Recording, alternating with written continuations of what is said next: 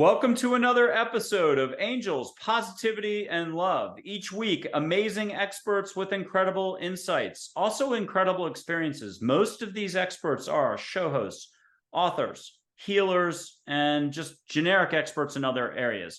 But what they've done is they've grown their foundation in such a way that they've turned around and they're helping others, whether again through their shows, their books, or their expertise. This week, no exception, from Hilton Head, South Carolina, Teri Wellbrock.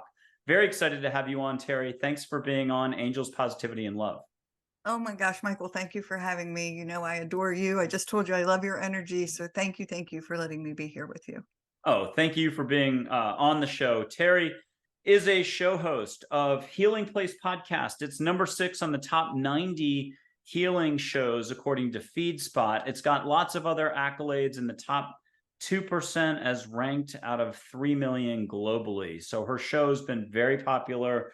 It's on all the different platforms, iTunes, YouTube, Apple, Google, you name it. So be sure to check her out. Healing Place podcast, Teri Wellbrock. And I'm also going to just mention your website. It's Teri, T-E-R-I, Wellbrock, WELLBROCK.com. I know a lot of people like to cheat and get going looking at your background. They should do so. You have fantastic guests from all over the globe, and you've been doing this for at least 3 years. So lots of episodes, lots of materials. I suggest people get in there and start checking you out. Teri, where can we start? You've had quite the experience in life. We don't have to get into every single chapter, but just sum it up. You've had to go through rocky patches just like a lot of other folks, but it's been for a very specific reason. You've paid attention and you've had to do a lot of self-work and a lot of healing that's in turn enabled you to help others so they can let go of their trauma and begin to embrace their own healing from within so they can get moving in life, living and loving more. Can you tell us how did this get started? Where are you today and more? Sure. Thanks for asking. So yes, my childhood was filled with horrific trauma. For those unfamiliar with ACEs, which are adverse childhood experiences, I score a 10 out of 10, meaning that I went through a lot of sexual abuse, physical abuse, growing up with an alcoholic. Oh my gosh, I went through 2 bank robberies, one where a coworker was murdered, another one where a coworker was stabbed. And so those first 22 years of my life were horrific. And yet somehow I kept coming through it radiating joy. I would have people say to me, gosh, Teri, how did you go through everything that you went through and you just radiate so much joy? And now that I understand ACEs science, again, adverse childhood experiences, and the impact of trauma, resilience is such an important part. And so I had very, very important key players in my life, meaning my grandma Kitty, who I say was a walking angel on earth, my best friend's parents. So I had this safety net, these people that would help me stay grounded, feel loved, feel heard, feel valued. And that was infiltrating my being and became part of me along my journey. So while I was still struggling with horrific panic attacks after that second bank robbery, I kept going and I kept standing back up and I kept fighting and finally stepped onto the healing path in 2013 and started EMDR therapy, which again, for people who don't know, is eye movement desensitization and reprocessing, which is a mouthful. And that is basically going back into my traumas and processing them, because as a child, I didn't have the capacity to process what was happening to me, the violations that were occurring. And so then I was able to really start doing that healing work. And went back to school, got a degree in psychology, ended up working in a mental health agency. A friend who was a therapist, a dear friend in her 20s, this funny story. She said, Teri, we totally need to do a podcast together. And I said, awesome. What's a podcast? Because I had no idea. I was in my late 40s. And so we started a podcast talking about angels and aliens and all kinds of crazy fun stuff. And she got a job at a children's hospital and said, I can't do it anymore. It's just too much with my new work schedule. And I said, all right, I think I'll continue it. And then it just blossomed into this beautiful 300 episodes now, and amazing interviews with people like yourself. You were on my show. Yeah, and I Um, should mention that. Thank you for having me as a guest, and that was a lot of fun. I have not forgotten it. yes, it was a beautiful conversation. So yes, thank you for shining your light in the work you do. Oh, thank you. Okay, complex PTSD, which is just also CPTSD. I had not heard of it before until I was checking out your website. But I mean, it makes sense. So complex PTSD, can you just touch on that for 1 second as well? Sure, sure. So with my trauma history, I had both acute trauma, meaning a bank robbery. So a specific event where a gun was held to my head, a coworker was stabbed. And so obviously the trauma from that specific event was very profound in my life. However, I was also had been dealing with chronic trauma, meaning it was occurring every single day of my childhood into my teen years and 20s, of living in a household with an alcoholic parent and never knowing what parent was going to walk through the door and what type of abuse might ensue because of that. My mom liked silence, and so she would scream for my dad, and then my dad would hit us to silence us if we were making noise, if she had been drinking. And so there was just that constant state of hyper arousal. And so that created in me complex post-traumatic stress disorder, meaning that I had an incredibly complex trauma history interwoven with all of these acute and chronic traumas that were going on throughout my entire first 22 years of life. Now but you've been handling it through sort of a self-love regime or self-healing regime.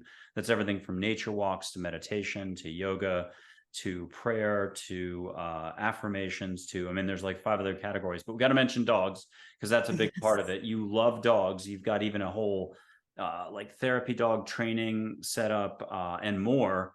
Can you talk to us now about the upside of this? Because self-exploration, self-love, allowing the stress to dissipate and allowing other parts of you to grow. Can you use your words to describe all that? And also what applies to all of us? How can we get started more just embracing what we've already got within if we pay attention? For sure. So yes, when I stepped onto that healing path in 2013, now I had done talk therapy and even pharmaceutical therapy for those 25 years between the last bank robbery and when I finally stepped onto the healing path in 2013, but just wasn't finding healing. I thought I was broken forever. I thought I was just going to have to live with what had happened to me and stay experiencing panic attacks and anxiety and all that I was going through.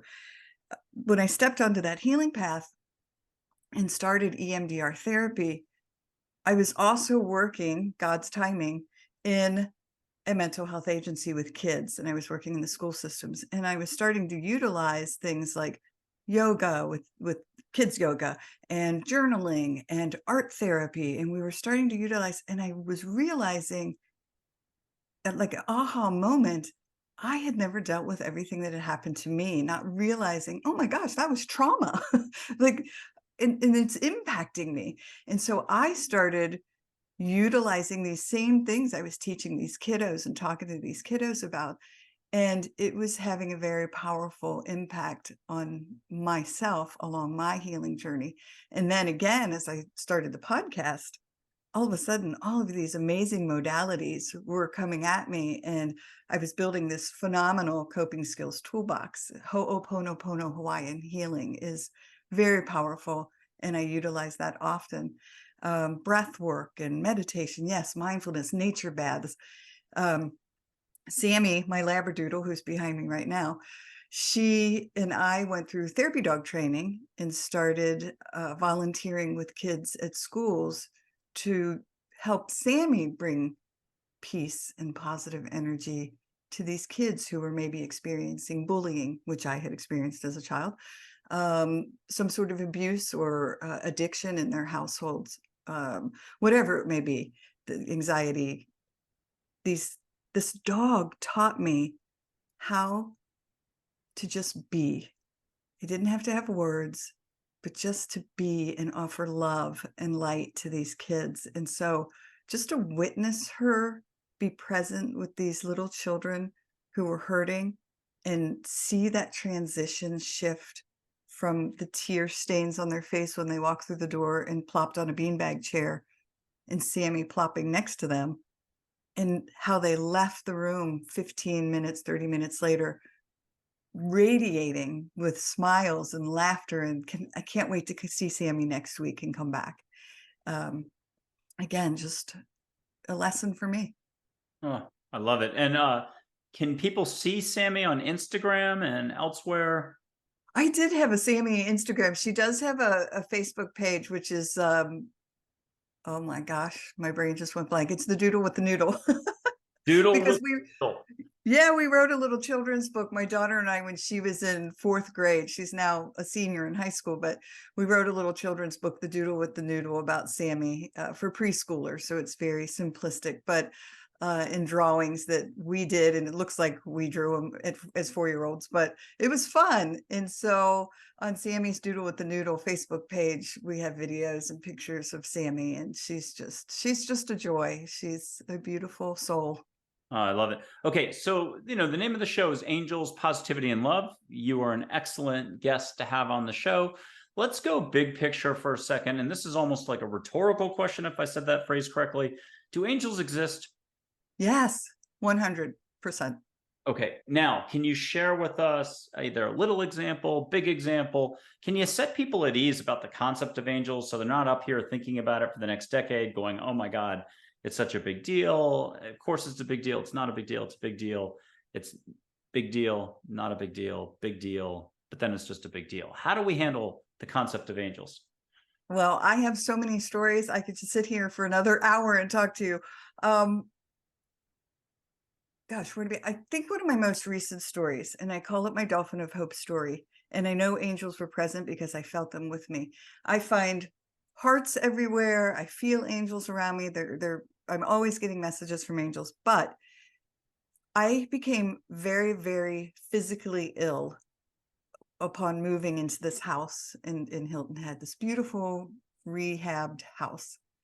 And within months of moving in, my throat was closing up. I had a horrific rash all over my body. I lost 58 pounds in a very short amount of time, and couldn't figure out what was going on. Western medicine, going to specialist after specialist after specialist. No one could come up with an answer.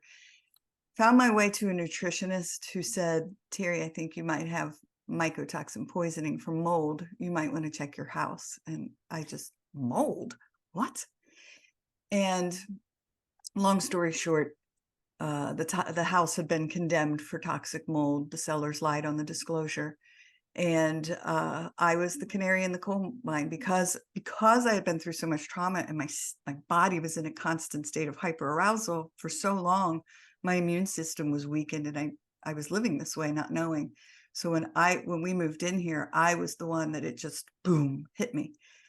So we spent a lot of money, had the house remediated, and I did a tremendous amount of healing work. However, in the midst of that journey, starting to feel a little better, but still really, really struggling with this rash and not being able to eat and horrible histamine intolerance, I went to our little local beach, 8-minute drive from our house on the island, and nobody was there. And it's always crowded. It was summertime, always crowded. Brought my chair, sat down on this beautiful beach, and I started praying. And I said, "God, angels, whoever is here listening to my prayer and my plea, please let me know that I am on the right path, that I'm on the right healing path, and I am going to be healed." And I'm getting goosebumps talking about it. And I said, with my eyes closed, "If you could please send me a sign, send me some dolphin to know that I'm on the right path." And then I said, "All right, dolphin, I'm ready for you." And I opened my eyes. And as I did, what seemed like 20 dolphin fins came up out of the water right in front of me. And I'm sure it was like 6, but you know how they keep coming up over and over. And my whole body started shaking and I was sobbing and just saying, thank you, thank you, thank you over and over again, because I knew in that moment that there was this beautiful grace and presence there to say, we've got you. You're on the right path. Hmm. There you go. Okay, what else can you share with us on your walks? You're getting feathers. We talked just before the show, and you showed me 4 or 5, and they were beautiful. A red-tailed hawk was in there. Yay! And I'm going to show one here if I can find it. And Oh, no. Oh, there it is. I'll blow you sage early in the show here. Anyone at home can catch the scent of sage, and it doesn't matter if it's 2 years in the future. You can ask for a floral smell. Just let it be what it will. And I've only got one rule for any of this, and that's just ask angels to make it nice. You know, tell angels or ask angels politely, hey, get me out of my head into my heart. Make this nice. Amen, rock and roll. Thank you. Catch a little bit of sage. Hilton Head, South Carolina. Teri Wellbrock. That's Teri Wellbrock.com. And Teri, you're catching the sage, but are you catching a little more right now? I still smell the lavender. I smelled it earlier. Oh, and I was going to say, and ask for a floral smell if you want. Lorna Byrne in Ireland got daisies and roses. Jennifer McLean got 3 flowers. I forgot. I can do it. 3. I forgot which ones, but no limits is no limits. And with that, we operate in a world of limits when we do thinking. Plus, we've got all the crises, the trauma, the this, the that, the details, lots of details. And welcome to being human. How do we balance the details and what we know is a fact that's hard to get away from to allow for more in life, whether it's more heart, more love, more interaction with fun people? How do we juggle all that? Oh, you're asking me. Well, I'm telling you what I do is open myself up to the possibility, and the possibility of love, the possibility of healing, the possibility, the hope that lies within it. Hope infiltrates everything that I do, because my mindfulness practice has helped me tremendously with that. So I'm the person that is walking along and I scare my family because I'll go, oh my gosh, look at the ladybug. And then I bend down and I'm like, hi, buddy, how are you? And I take that moment to just appreciate the right here, right now. It's why I find hearts everywhere, heart clouds, heart wads of gum on the street. I mean, if I just find that it's every day without fail. I could hand you my phone right now and you could scroll through and be like, oh, look at heart, heart, heart, heart, because I'll snap pics, because they're just my reminder that angels are always there. But the cool thing is that I've opened myself up to, because again, through mindfulness, listening, like you say, with your heart. And so I will literally hear, hey, look. And I'll be like, I'll stop. And I'm not kidding, Michael. I have walked along in a nature forest full of trees everywhere. And I'll hear, look. And I turn my head, and on one leaf out of the thousands that are around me, I'll see the tiniest little heart that a little insect has eaten away at the leaf. And it's a little heart. And so again, listening with your heart and just being very, very mindful in the moment to the beauty that's around us. It'll transition your life. Can I ask, when was it that there was no way you would have ever slowed down enough to pay this much attention to the moment? And then talk about how in recent years, or, talk about the before and the after, where you just gave it a chance a little bit and the universe has been responding, so to speak. You connected with the universe, it's real now. And all parts of you, the part of you that would doubt or be like, I'm not sure that just happened, is satisfied, and you're actually able to roll with this. Can you go through that dichotomy a little?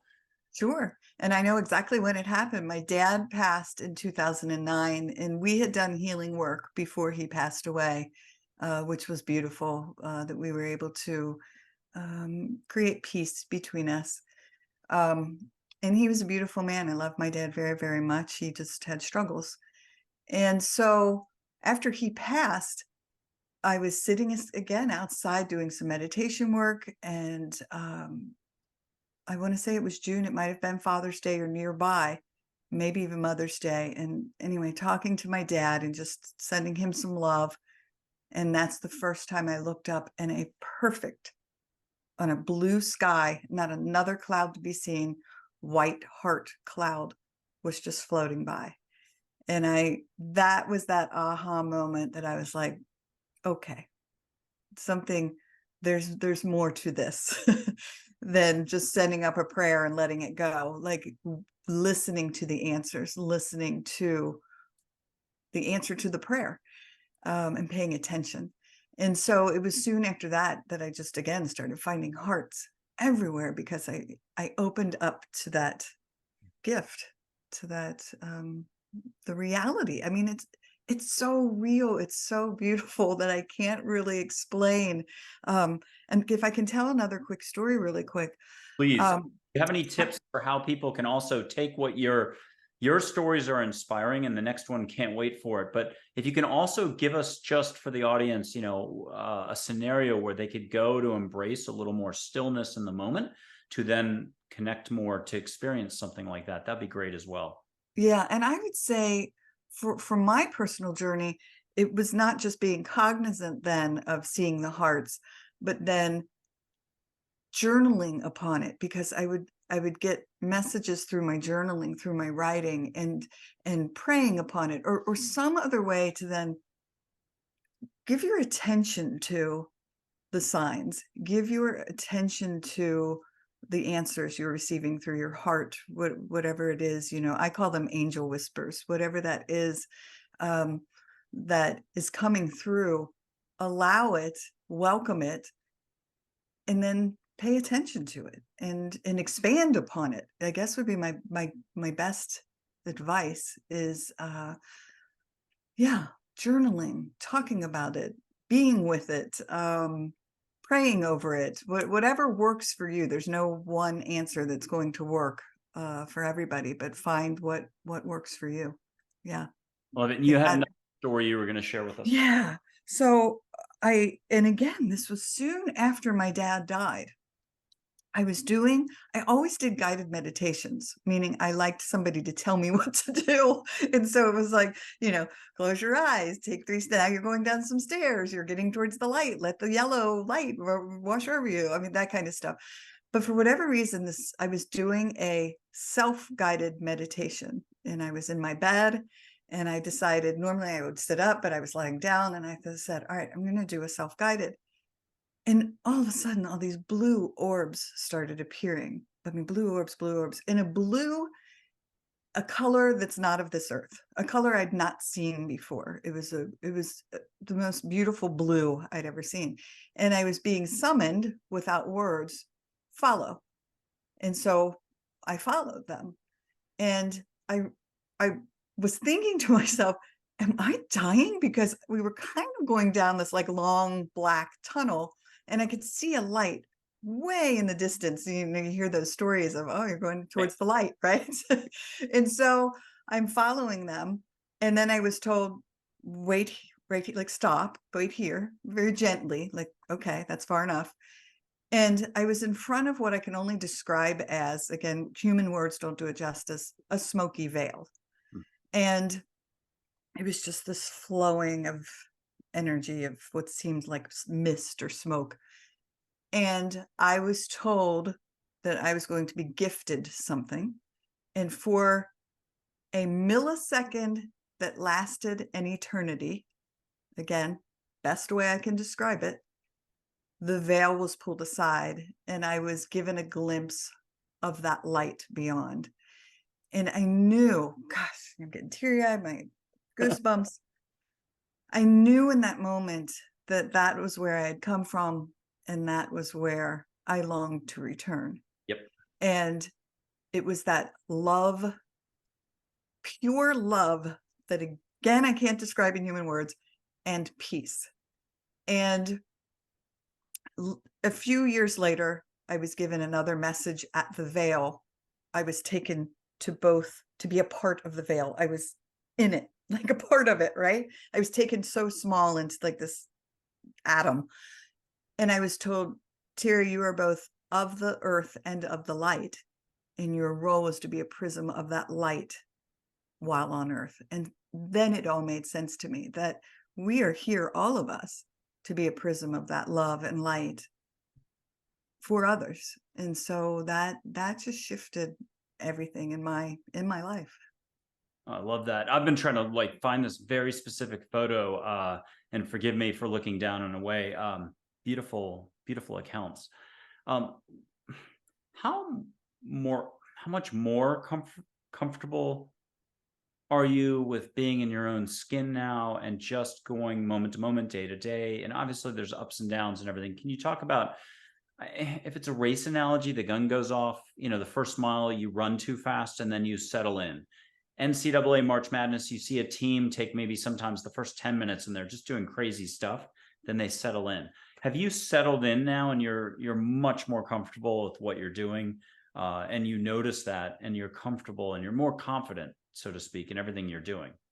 Oh, for sure. And again, because I was willing to step back into the darkness in order to get to the light. So doing that hard work, and healing is it is hard work, but wow, is it worth it to get into the light, to move towards that. And are there moments when I stumble? Absolutely. But to know, to live from a place of soul and spirit, in lieu of ego, has just been again, it's been a transition. And don't get me wrong, my ego takes charge sometimes, as that's human, right? But yes, the comfort comes from living from my soul and heart, more so than that pain. And with your show, you've been, again, reflecting how people can lighten up, how others are helping others, the healing process we all need to go through to be able to love more, and embrace what our history is and embrace what our unique life gifts are.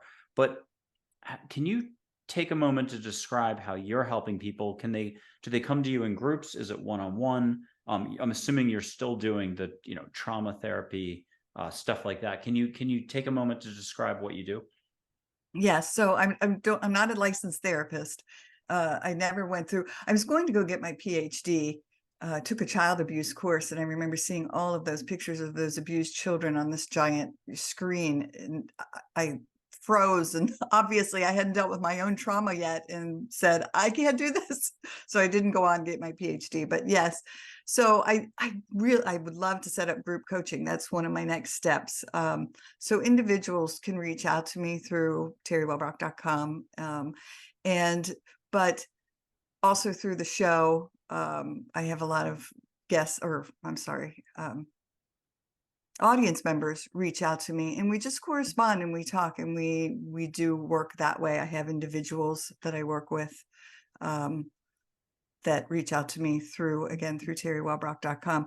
I've just started, and I'm so excited, doing audiobook producing. And so I'm doing healing books, and producing. I just finished my first one, and I have 2 more that I was just hired on to do. And so that's another resource to bring more healing and light and love into people's lives. Obviously the volunteer work with Sammy, with Therapy Dog. And then I'm finishing my memoir, which has been a very long process, but my mom just died on my birthday in March, which again was another beautiful moment, because here she was in hospice and I was there with her. My sister and I had been estranged, and my sister was back in my life. Now we text every day, and it was just, my mom's death brought so many gifts to us. But on her last breath, she had been struggling to breathe, and she took a huge, and I'm not kidding, Michael, the smile that filled her, not just her face, but her entire being. I said, I know she was looking at angels, the gates of heaven, something absolutely amazing.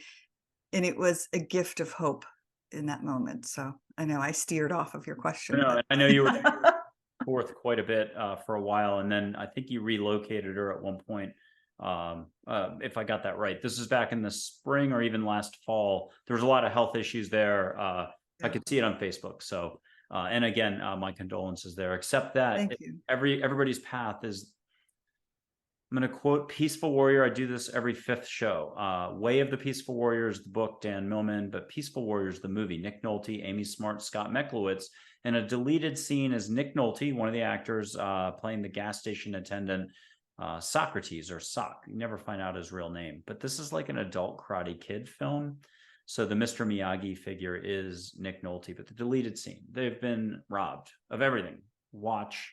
The gas station attendant was like, well, hey, I got this jacket. It looks like it's your size. And the thieves, instead of leaving, are like, yeah, I could use a jacket. There's three of them, two of these guys, and they get their clothes robbed as well. They're down to their skivvies walking to a bus stop.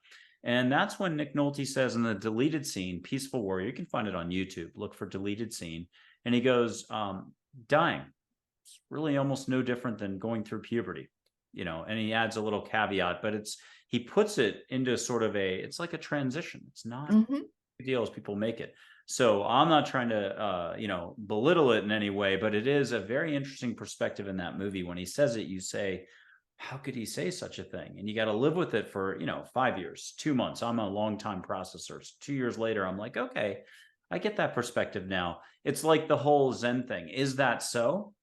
Something happens to you, good fortune, you win the lottery. I think this is a classic Zen example. You win $1 billion and you say, is that so?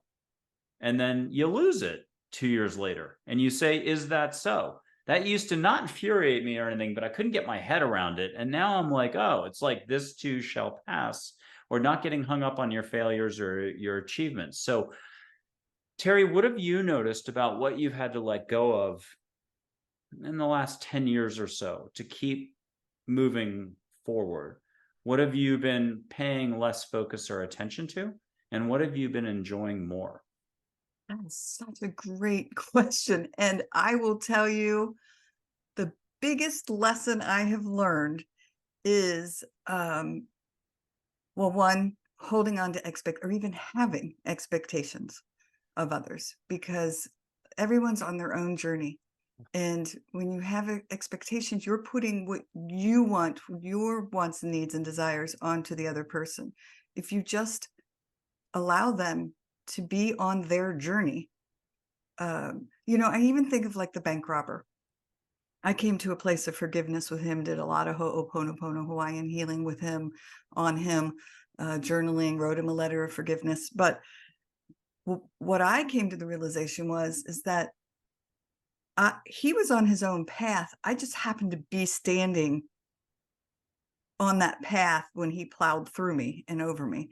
And so it doesn't excuse his behaviors, but it wasn't he wasn't on a mission his whole life to hurt me. He was on a mission to deal with his own traumas. I don't know what his childhood was like. I don't know what his traumas were. And so I just happened to be in his path.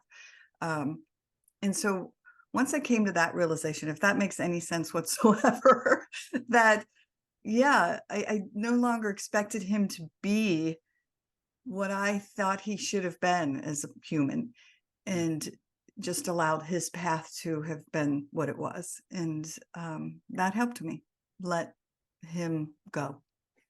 Okay, so it's funny. There will be 2 episodes, yours and someone else's, that talked about this Hawaiian, I'll call it a spirituality, prayer, giving thanks practice. How did you stumble onto, it's a 4-step process, if I've got it right? Yes. Okay, Yes. I'm purposely not pronouncing that word because I can't pronounce it. Pano. I'm not pronouncing it well either. I mean, in the beautiful language, but I call it Ho'oponopono. Perfect. Yes. How did you cross it? And then can you take us through it a little bit? Absolutely, of course. So Ho'oponopono to me, and gosh, how did it come across my radar? It was either a podcast guest brought it up in passing, or something that they had done, or again in all of my researching. And if I was reading and it came across my radar, I was like, ooh, what's this? Let me try it. Let's put it in my little toolbox and see if this works. And it really resonated with me. I was needing to do a forgiveness work for my own personal soul journey, with so many of the predators in my life and abusers. And so the way it, the way it works is I have a story. So my stories. Okay. So my son, my teenage son and I were having some struggles, and I had left his dad, and he had gone away on a trip to Florida with a friend over spring break. And so we weren't talking a lot. We weren't texting a lot. I was kind of giving him his space, obviously trying to love him from afar as best as possible. And I decided to do Ho'oponopono prayer with him. And it's these 4 steps. I love you so much. So it's the I love you. I am so sorry. So it's the I'm sorry part. And then I talked about that I don't understand your anger at me, why you're so angry with me. Please forgive me. And thank you. And then there's the gratitude part. So it's the I love you, I'm sorry, the asking for forgiveness, and then the gratitude.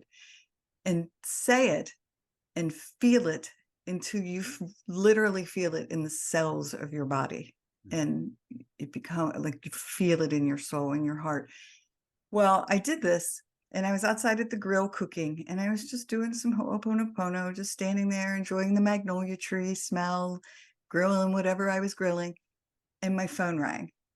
And I looked down, and it was my son. And I said, "Hi, buddy." And he was like, "Hey, Mom, I was just sitting here on the beach in Florida and just thinking about you, and I just wanted to call you and tell you I love you." And so we had this beautiful conversation in that moment, and I hung up, and like you were just talking about a few minutes ago, I was like, did that really happen? Like, Dolphins.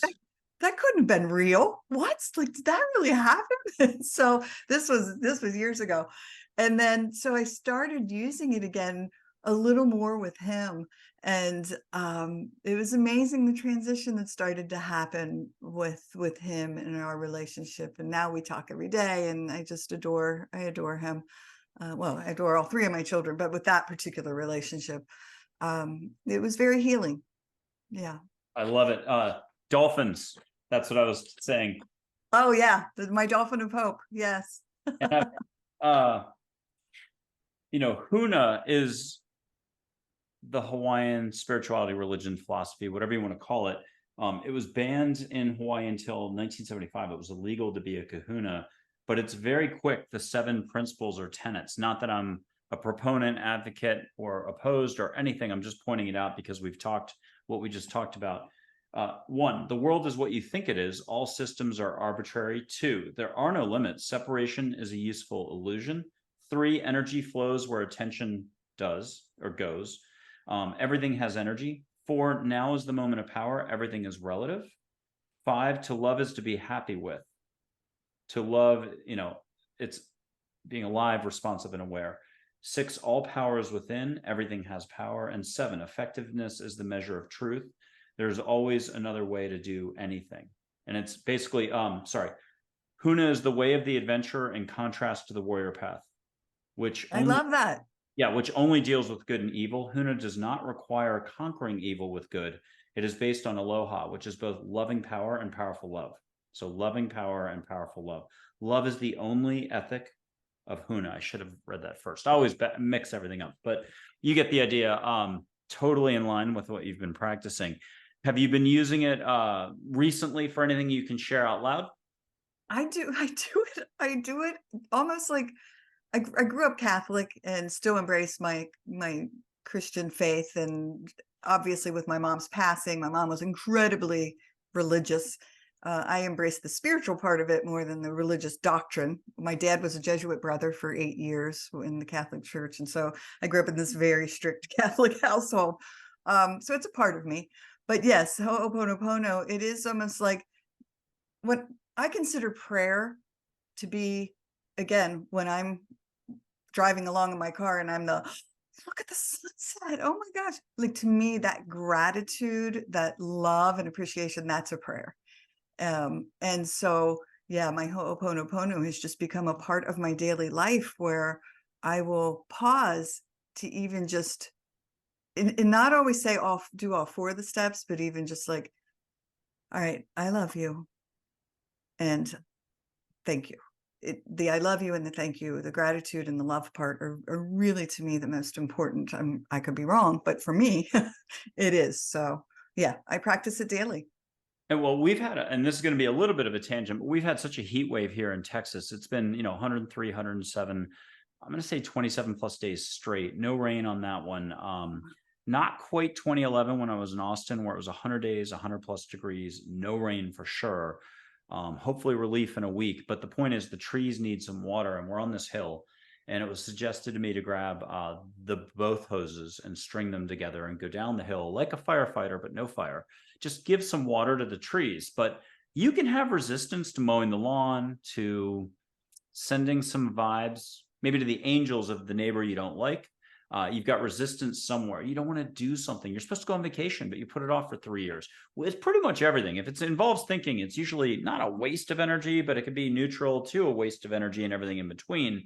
So for whatever reason, I just didn't want to do it. And I knew it was the right thing to do. I got it done this morning. Everything went really smooth. I kind of spent some energy that way ahead of time so that I would see how smooth it would go. And very quickly, I got past my own natural resistance. That happens.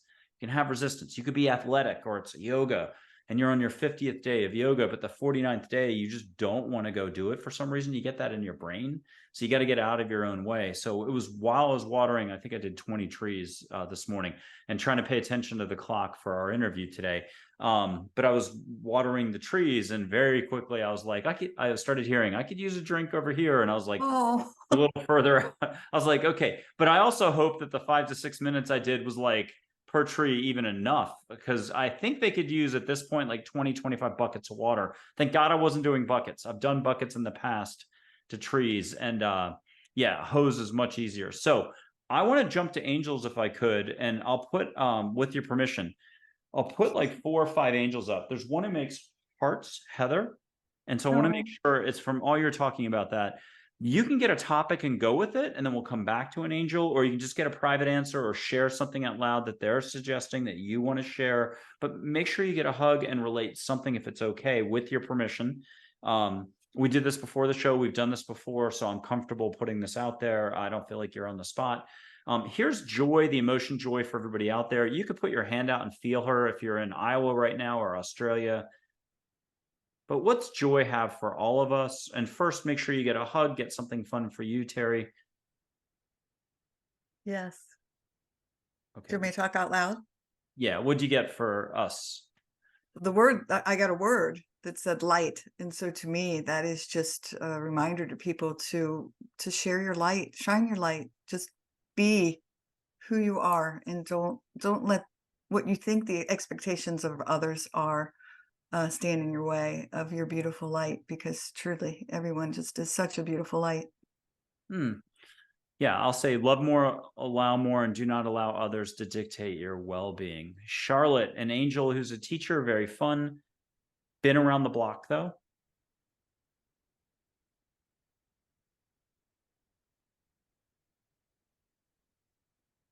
Is she fun? She's tickling my head. Anything Yeah, you want to add from Charlotte? I'm just getting tickles and laughter. Good. So it's probably just find something to laugh about, find something to enjoy. And there's a Min who's light waves of energy and water, Pacific Princess, my guardian angel, very soft-spoken, professorial type. Yeah, I keep getting words, just one word.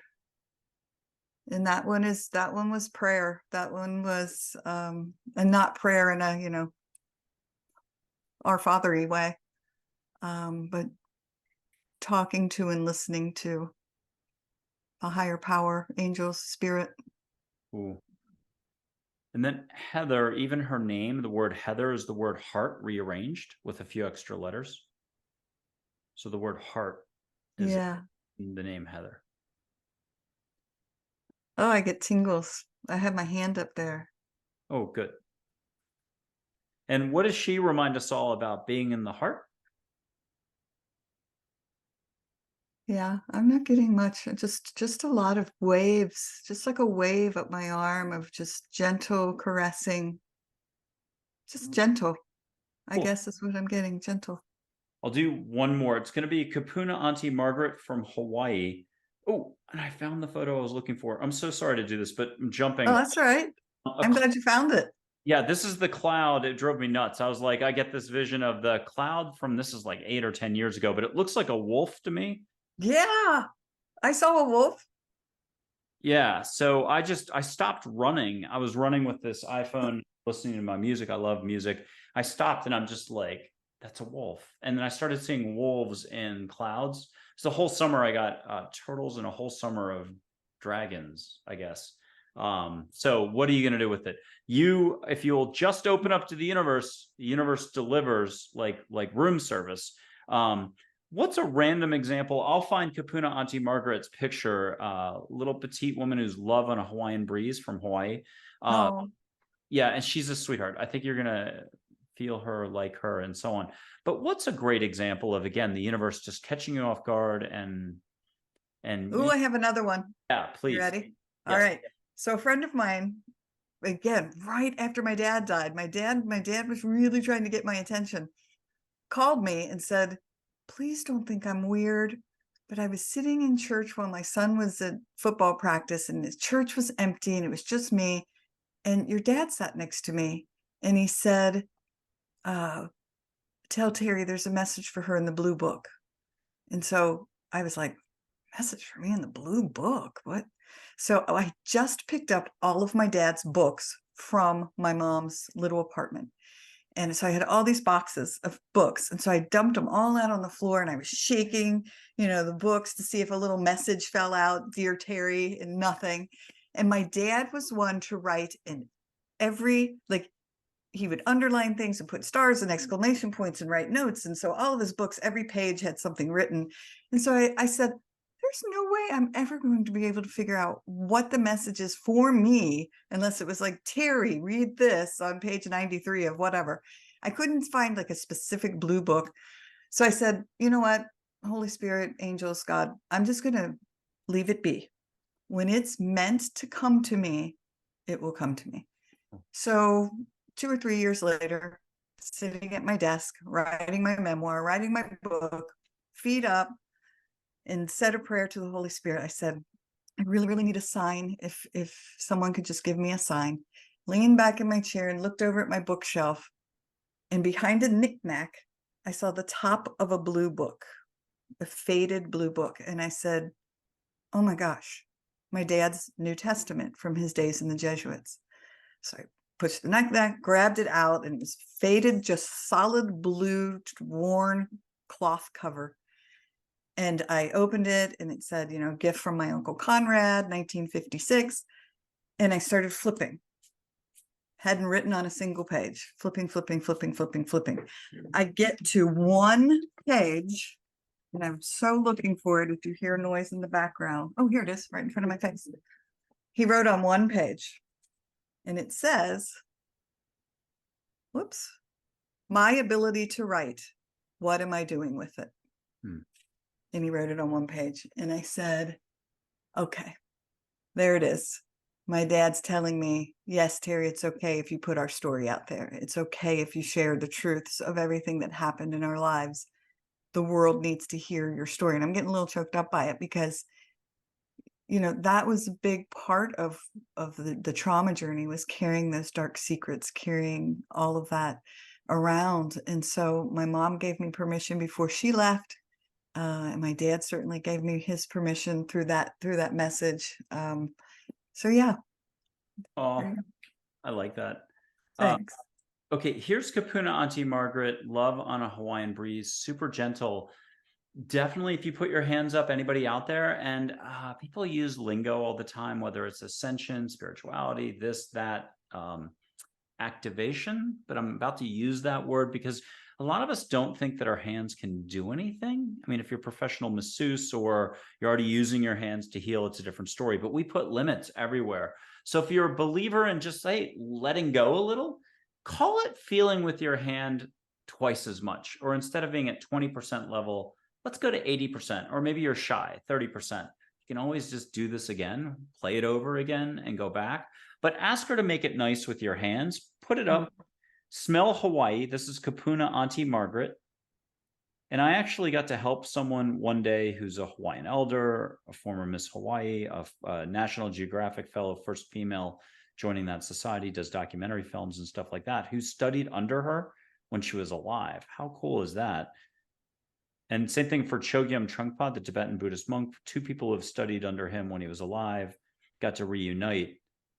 And somebody who had met Mother Teresa and adopted two kids. So the bottom line is it's all bigger than we're ever going to grasp. But Teri, what are you hearing from Kapuna Auntie Margaret? What are you feeling? And why don't you ask for some extra nice sizzle? I like to go, what do you call that? Non-linear or creative. Ask for some extra sizzle, feel it, and have it reverberate around. If you want to catch light coming off your hand next week and you hear laughter from angels and a reminder, and catch Hawaii in the air, catch a little bit of just light or aura on something, you can do Yeah, shoo. My hands are radiating some heat right now. Ooh, it's like an energy ball.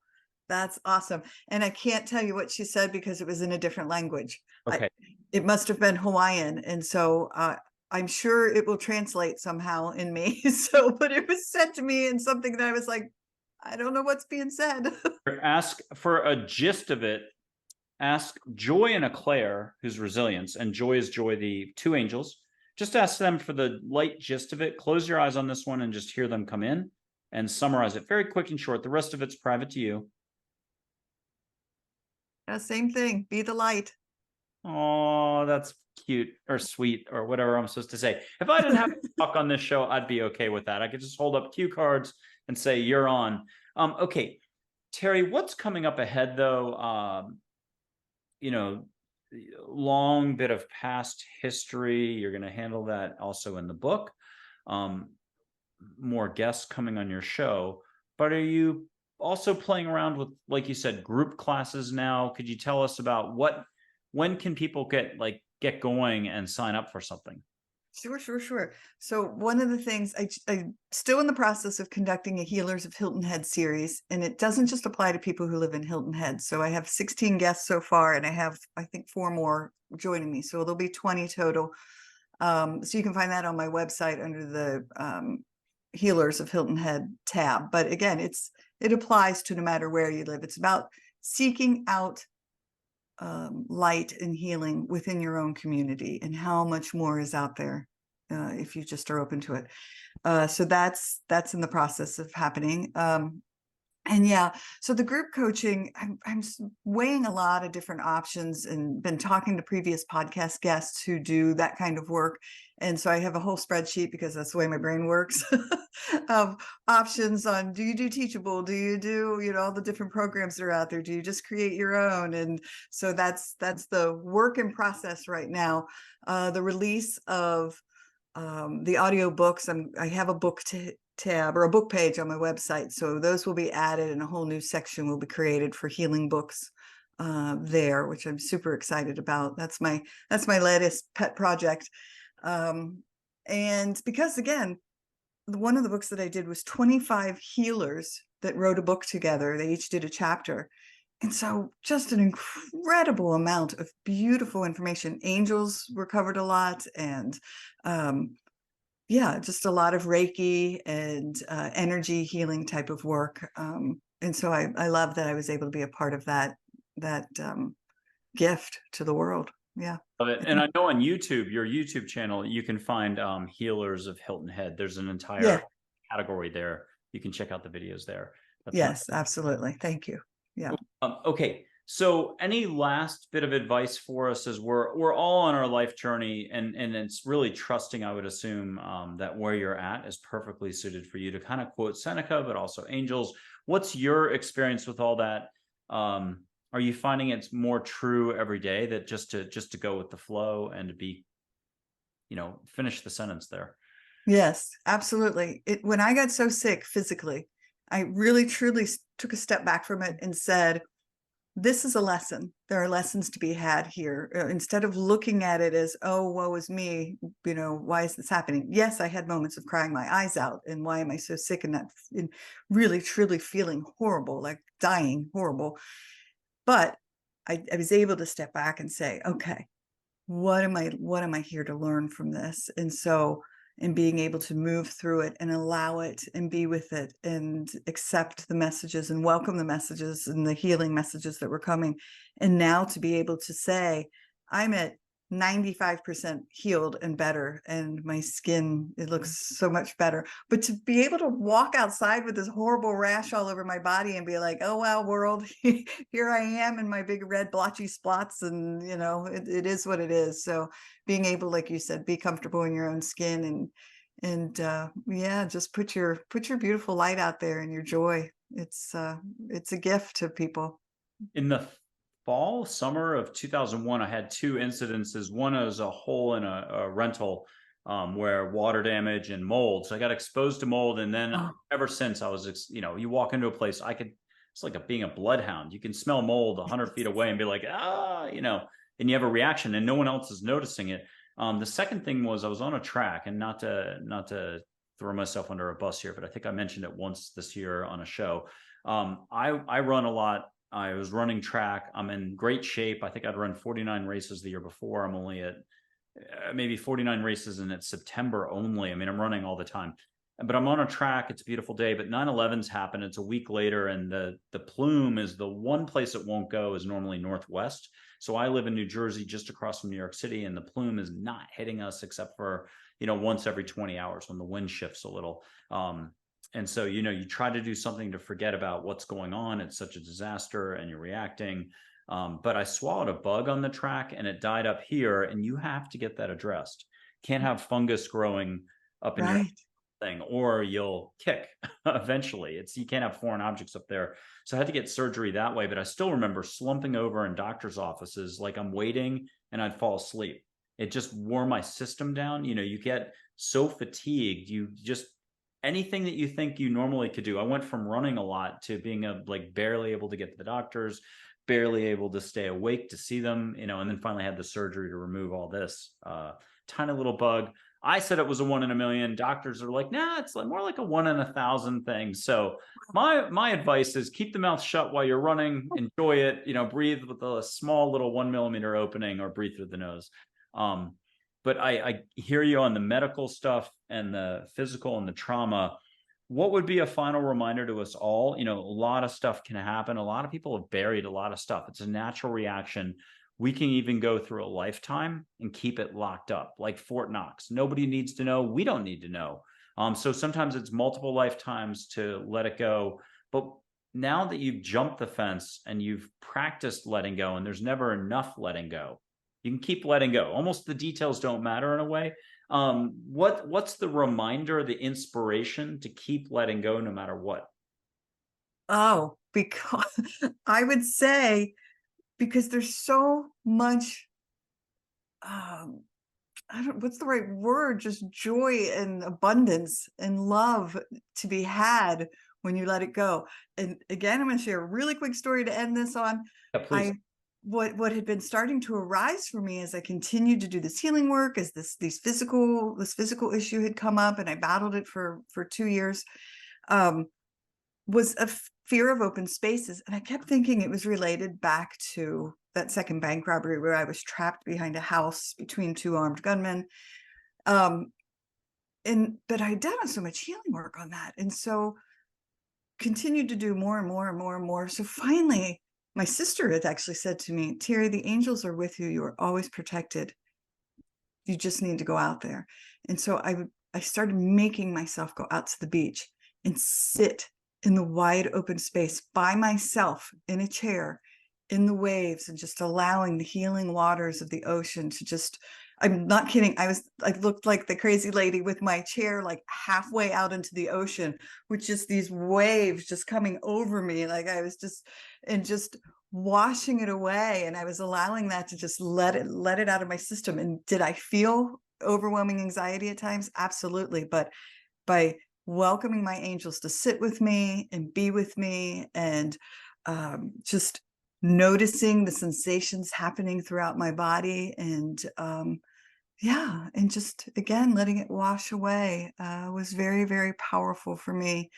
And now every day I'm trying to be out in the water for at least 30 minutes a day, just to continue to rewire my brain plasticity, and change those neuron pathways. And instead of the fear dictating my life, love dictating my life, and just the beauty. Water's healing. Trust your angels more. Let them do their jobs, and almost get out of our own way to just bring out what already exists within. I love this. Yeah. Well, Yeah. Teri, thank you very much for being on Angels, Positivity, and Love. People can check you out again. It'll be in the fine print of the video, but it's Teri, Teri Wellbrock, Well, Brock, BROCK.com. A lot of material there. Your show is the Healing Place podcast. Again, highly ranked, top 2% out of 3 million. And then Feedspot has you as number 6 out of the top 90 healing shows. So yay. And there, again, you've been doing it a long time, 300 plus episodes, and healers and all sorts of types from all over, but very introspective and very official interviews. So I love that. Oh, well, it's just been such a joy. I told you before, I love your energy. I just adore you. Thank you for just being a gift in my life, and for all the work you do. Well, how about we do a final bonus All right. lightning round? It'll be Dull Knife, Red Shirt, Geronimo, 3 unconditional love figures that are down to earth, super easy for anybody to connect with, whatever you want to call this. I'm not using any lingo. I'm considered out there. So for people out there watching, whether you're a seasoned healer, or you've never even heard of the word healing, trust that you can just either feel, hear, or see. And again, get out of your brain, get into your heart. Your heart knows what to do. It's already the Major League Baseball player or the NFL player. Here's Dull Knife. He's wisdom with a little bit of humor. And Teri, do you want to get a final thing from Dull Knife about heart growth for us all? Oh, yeah. He's being very compassionate. Like he understands the pain. Yeah, he's just saying, embrace the pain. Don't fight it. Yes. Okay. And then Red Shirt, gentlest mom in the world, but he's really compassion, compassion, compassion. Anyone going through difficulties in life, job, health, relationships, they always gravitate to him. What does he have for you? And here, I'll bring him in close. Red Shirt. Yeah. Oh, I love him so much.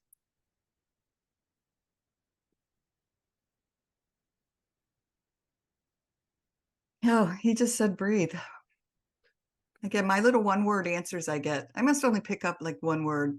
But that's perfect. Some people, I once had a guy who got, his wife would get the short answers and be done like half an hour faster if it was 10 questions. He would get Tolstoy-esque answers, rhyming and loquacious or long. And they're both professors on the West Coast at a certain university. And the point is, it was incredible. But thank God not everybody gets long answers where you're like this, like, hey, we got to go to, we're late for dinner, the theater. Let's pick it up. Meanwhile, you're having a miracle in the moment. I think all of this is so funny because even if you talk to 17 angels, got all your answers, I think the record's 48 pages in 9 hours. You're human. You're going to discount this. You're going to doubt it. I need to hear stuff 1,000 times before I'm like, okay, I got it. Why are you telling me 1,000 times, even though I asked for it? So I'm looking for Geronimo's older photo here. Geronimo's action, dry wit, lightning bolt, like the drunken Zen warrior out of those Kung Fu movies, or just a wise Zen master. The first two are formal and proper, yes, no, but he's like, yeah, nah, duh, just do it. Nike bumper sticker. So here's older Geronimo, and boy, has he been around the block. Wow. And just get a little reassurance at your end, keep that private to you. But can he pass along reassurance to us all about our inner fearless, peaceful warrior path ahead? Yeah, he teared me up. He is looking into my soul, and that he was said, do not give up, very adamantly. Yes, believe. Oh, yes. I'll leave him up for 4 more seconds. Catch a beautiful, gorgeous scent. Anyone out there, you want tobacco, sweetgrass, sage, desert pinon, juniper, Douglas fir. You get the idea. There's like 50 smells. What are you catching? It could be flowers. It could be Sedona wildflowers. I've never been to Sedona, so it could be just something from childhood. What are you getting? I got pine. Yeah, my job is done here. And look, Woo! I have to thank you for coming on the show. You are such a hitter when it comes to your show and what you're going to be doing too in the future. I'm very excited to see that unfold. So Teri Wellbrock in Hilton Head, South Carolina, thank you so much for coming on the show. Much appreciated. Thank you, Michael. I'm sending you big giant heart hugs. Thank you very much.